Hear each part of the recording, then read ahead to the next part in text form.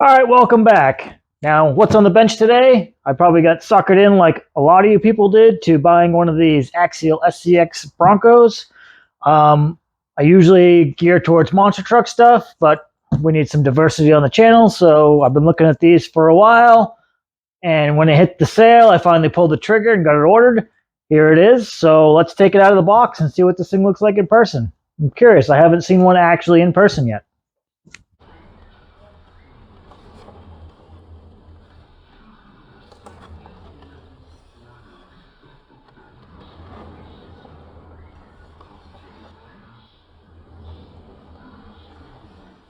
All right, well, here it is out of the box. I mean, it's got this plastic stuff on it. It's kind of more like a cling wrap.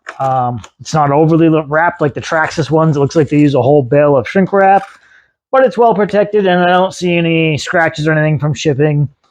Right off, you notice the detail on the inside of it with the steering wheel, the shift levers, and all that. It looks like the doors actually work. The half doors there, that's pretty neat. Does have a spare tire on the back. The body overall is sharp looking. Like, I'm not gonna lie, I'm a Chevy guy, but I always like these early Broncos. I would take one in a heartbeat, except for they're really expensive nowadays, and you really can't afford them. So this has clips underneath. I actually think it's, yep, one here, one here. There must be one on the other side as well. So here and here, 4 clips total. Body comes off. Unhook the LED lights because it is pre-wired with LEDs front and rear. Pretty good setup. And it does have hard plastic for the fender cutouts here. That's pretty neat. I like that. I will say, even though it has clips underneath and not on top, I would assume eventually they're going to try to go towards the Traxxas style clipless with just the locks.